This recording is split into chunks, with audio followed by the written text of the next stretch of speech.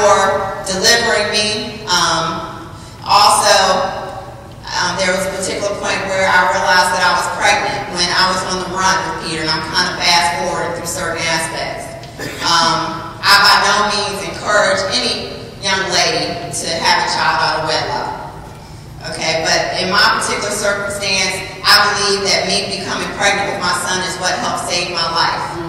Because it came a point where I realized that there was a human, oh God. All right. Want to keep living in this strange, unnormal environment. And so I kept telling Peter how I wanted to go back home, because at that particular time we were in Seattle, Washington. I was over 2,000 miles away from home. And so ultimately, God put compassion in his heart, because he could have been selfish and said, you know, no, I want to keep you here with me. But he ended up getting me a train ticket. And I ended up going back to Virginia, not knowing what I was getting ready to walk into. One of my biggest fears at the time was my father and coming home pregnant. And I just knew once my dad, because you opened the door and she said, you know, how happy she was that I was home and grateful and hugging and kissing me. And I was like, well, Mom, wait, you know, I'm pregnant. She was like, Kim, I don't care if you're pregnant. I'm just glad that you're safe and back home. And, you know, I just want you young people to understand the sacrifices that your family and parents will make for you. And then I'm kind of going off on a tangent again. My father, after I went into prison and people started getting word about my situation and what was going on, my dad made a conscious choice that he was going to speak out about my situation. And he had been working his job as an accountant for over 20 years. And eventually his boss called him in the office and said, I want you to stop speaking out publicly about Kim's situation because it's presenting a poor image to the company. And my dad walked away from his retirement, from his benefits, to do whatever he needed to do to bring me home. Your friends not going to do that for you. So please know and understand that you need to always value and respect your relationship with those family members and friends that are investing that time, love, and energy into you. I eventually turned myself in. That was my biggest problem, not my dad. And the prosecutor told me that if I turned myself in, that they would give me a bond in order to be released to have my son. He reneged on that promise after I turned myself in. He also said that if I pled guilty, that I would only receive 24 months, and he reneged on that promise as well. Obviously, I did not have good representation. My attorney that I had at the time was friends with the prosecutor. My parents thought it was about who you knew, and that it would work to my advantage, but it didn't. And needless to say that they no longer friends. But I'm one of the fortunate ones. My parents depleted their savings. They filed for bankruptcy twice. I had paid attorneys at first, but God created a situation where there was someone that wanted to write this article about mandatory minimum sentencing and first-time nonviolent drug offenders, and that's how the Emerge article came about. Me and my parents went back and forth about whether or not to do the article because, you know, just to be honest, my mom was worried about what those other school teachers were going to say and what people in the church were going to say, you know. But my dad was that rock, and we made a decision as a family that we were going to do what we thought needed to be done, not only to help my situation, but to let other people know what was going on. And so ultimately, because of that article is why the NAACP Legal Defense Fund decided to take on my case pro bono. President at the time was Elaine Jones, and she was a member of the Deltas, the Links, the National Council of Negro Women. Is Delta in the back of the room? Hey. I'm not a Delta, but I appreciate you all's support. So I won't be making any calls. Maybe one day I'll be making some calls along with you, but I'm very grateful for her taking on my case, because she came inside the prison and told me that she was going to stick by me until my case saw justice. We went through every court proceeding there was to go through. There was denial after denial. My old attorney said that he would testify and say that he gave me ineffective assistance of counsel because of his friendship with the prosecutor. The courts wouldn't let him come in to say it. They didn't care. And so ultimately my only option was to receive executive clemency. There were several people that wrote letters, that signed petitions. There were high schoolers out of Dayton, Ohio that read the Emerge article and said that they wanted to do something about it. And they had fundraisers, they did all sorts of things to raise money because they wanted to go to D.C. They wanted to free Kimba Smith. They had free Kimba Smith t-shirts, free Kimba Smith picket signs. They had Congresswoman Maxine Waters, Bobby Scott. They were on the front of the New York Times, the Washington Post. And I mentioned Veronica in the media. And that type of stuff did a lot in order for me to be where I am today. But I shared that about the young people, young students, because sometimes young people feel as if they don't have a voice. But understand that, if there's something going on in your school that you want to see change, it doesn't have to be something serious as bringing somebody out of prison. But it could be something that you would like to be seen done at your school. You can come together as a group, get some students to sign petitions to say, well, we want this kind of club. But anything you want, you can pretty much have it, young people, if you go about doing it the right way.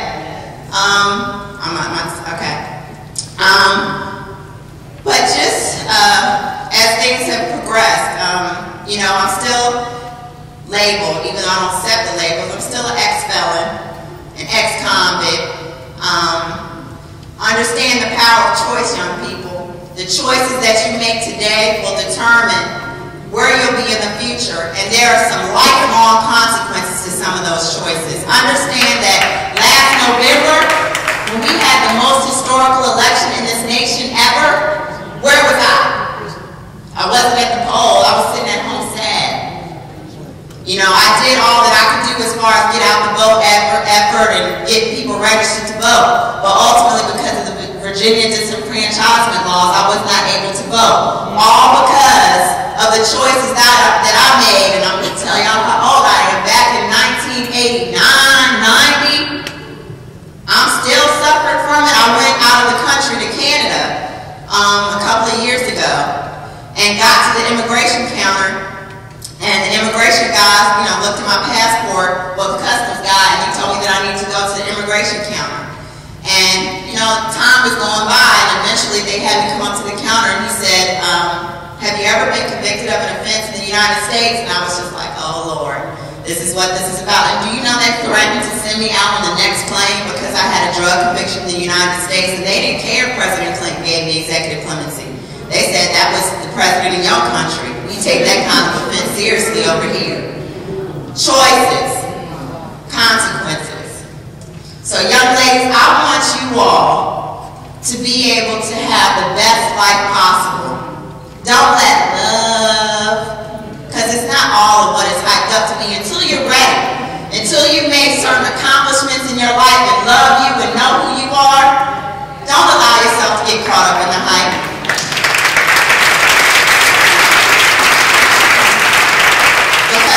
Fortunate at the fact that I'm able to write a new chapter to my story.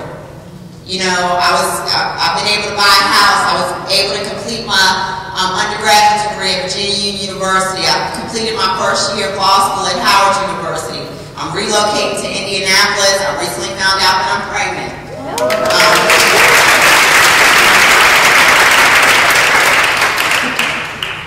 But this is a new chapter to my story. But young ladies, you hold the pen in your hand today of what your story will be. And I want you all, I challenge each and every one of you all to write the most beautiful story that you could possibly write. When you start this school year, forget about what happened the past school years or what happened last school year. Start off brand new. We got a new president. I could have been your age and never been a black president. Oh my goodness. And know what I know now as far as our culture and our history. If you young people don't know about our people and how far we've come, there's a book called Black Women in White America. I read that book while I was in prison.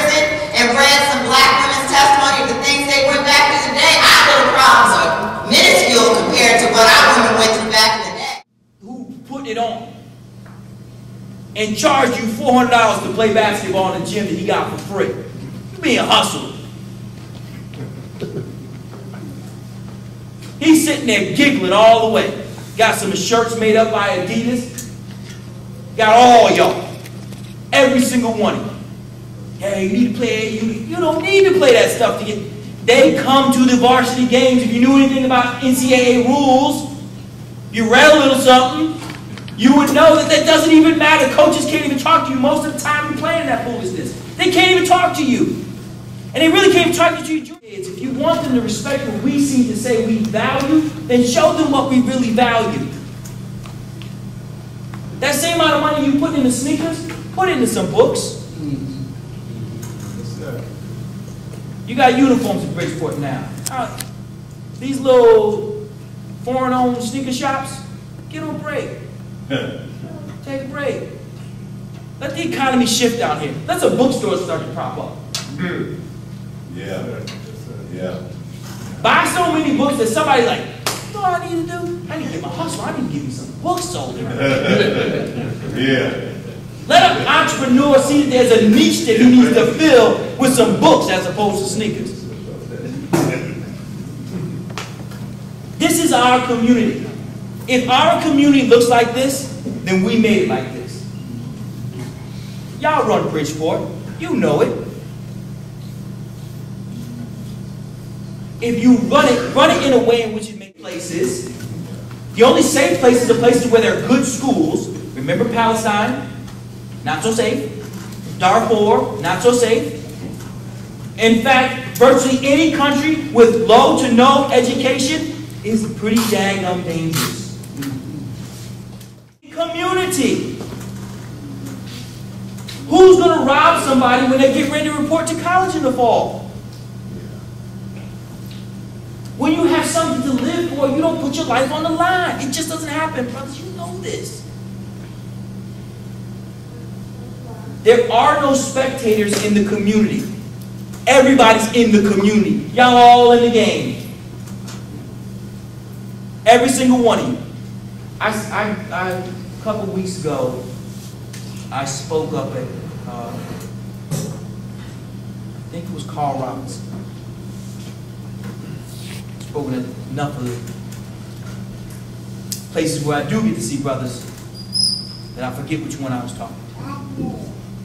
And I watch as these men who made whatever decisions that they made, I watch as they listen to me attentively. I watch as they have a conversation. All they want is somebody who's going to respect them. I watch as they listen and talk to one another about what could have happened if they could have gotten an education. I look and I see these brothers who are, I mean, with the exception of uniform, I mean, they got tight edge ups because I guess that's what you do when you like keep it tight. Hair braided, whatever it is, they look good. They look like soldiers. And I listen to them and I wonder if we didn't lock up the cure for cancer, if the cure for HIV isn't in one of those cells. We have no idea the souls that we've already lost. What if Barack Obama wasn't the first black president, but the one who should have been died in a drive-by?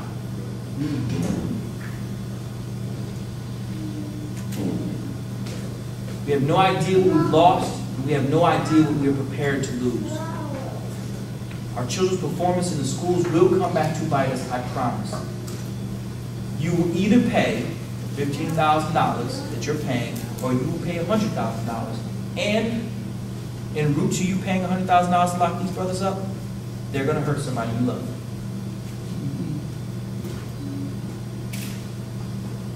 The report from the front lines is not good.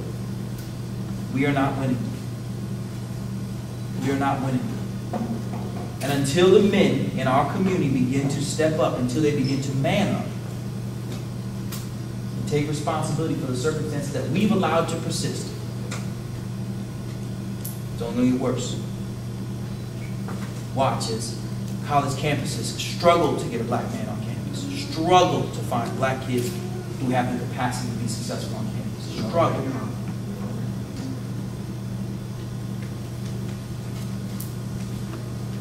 Men, I say this to you simply. All that I am and am not, I'm just a dude like you, who sees a problem and is compelled to fix it. I've lost a great deal of time with my family. I don't even know how much. Fortunately, I'm thin by nature, so you can't see all this I'm working underneath this coat. My doctor is not happy with the way I travel. My wife is not happy. But this is what I am called to do. I believe that we are both blessed and cursed with vision. The blessing is that we get to see something that nobody else gets to see, and the curse is that we got to do something about it. If you leave this place tonight and you don't feel like you need to do something, then there's nothing that I can do for you. I don't know how you can put comfort into your soul at this point. I don't know how much more information I have to give you to tell you that 85% of African American children in America are below level in reading. 85%. I can hit you with statistic after statistic. I just don't know what it's going to take. If it was to scream at you, then I would scream. If it was a whisper, I would whisper. Whatever it is, I can hit you with stat after stat. But at some point, you have to be moved. Who is going to be the one who decides that you're going to take on some of our traditional alliances? People talk about how big the teacher unions are. Unless there's some punks in here, I know nobody's scared. What are they going to do? Ours are people who've allowed fire hoses, dogs, threat of death. Y'all scared of teachers? For real? And the sad thing is, as I said to the folks out in Aery, the issue is not even that it's all the teachers.